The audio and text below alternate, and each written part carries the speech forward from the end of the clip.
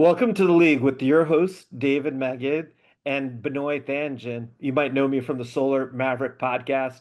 It is July 9th, 2025. I hope everyone had a great 4th. A lot has changed in the solar industry. Starting on July 4th, President Trump signed the Big Beautiful Bill, which really impacted the solar industry. Basically, the high-level summary of it is that residential solar tax credits, which was Section 25D, ends in 2025, which removes the 30% federal investment tax credit for commercial and utility scale solar under Sections 45Y and 48Y.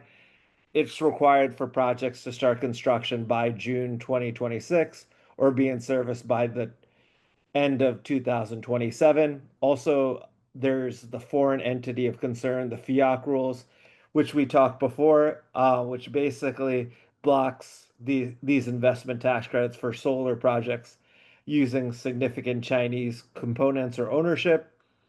SEIA, which is the Solar Energy Industry Association, projects that 330 US solar jobs will be lost.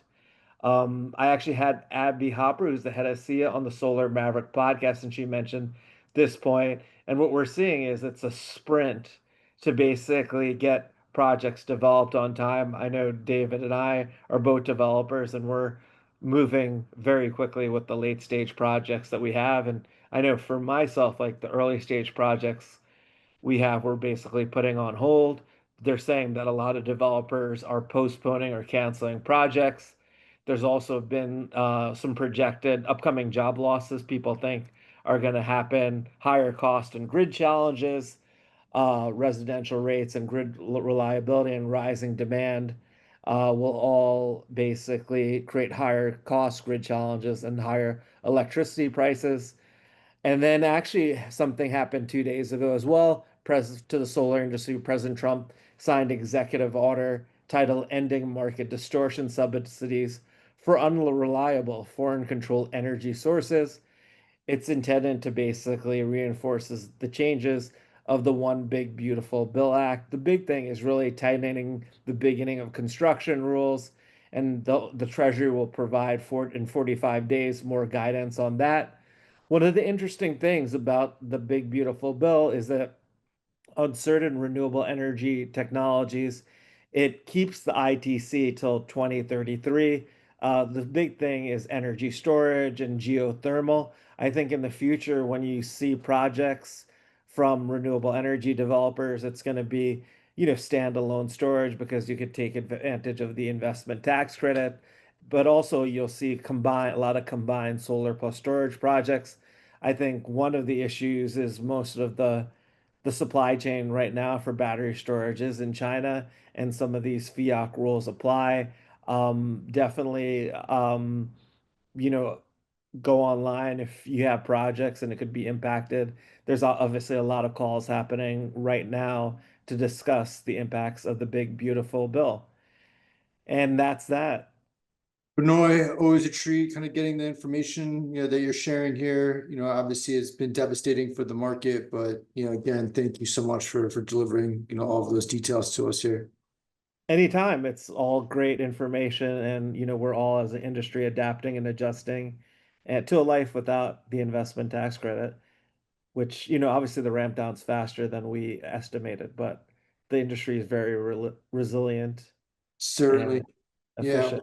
without a doubt. And on that theme, just taking it down south to the Southwest Power Pool, where there has been some very interesting updates in regards to participations of large loads.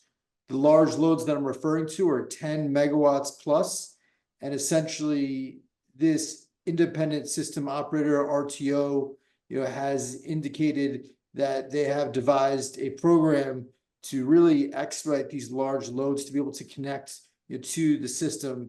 There is a study timing of 90 days, and you've heard that correctly, 90 days for the study to take place upon all of your paperwork being placed in order. And that allows access to large data centers, which are obviously a very hot topic, advanced manufacturing, large loads to connect at an expedited time frame. caveat with this is that there is non-firm load commitments. So what that means is that these loads, are susceptible, to being interrupted under events such as weather conditions or other items. There may be some curtailments. This is temporary, lasts about 5 years. After this, the service is maintained firm. These two programs that are being designed, it's called Hill and Chills. This is by the Southwest Power Pool.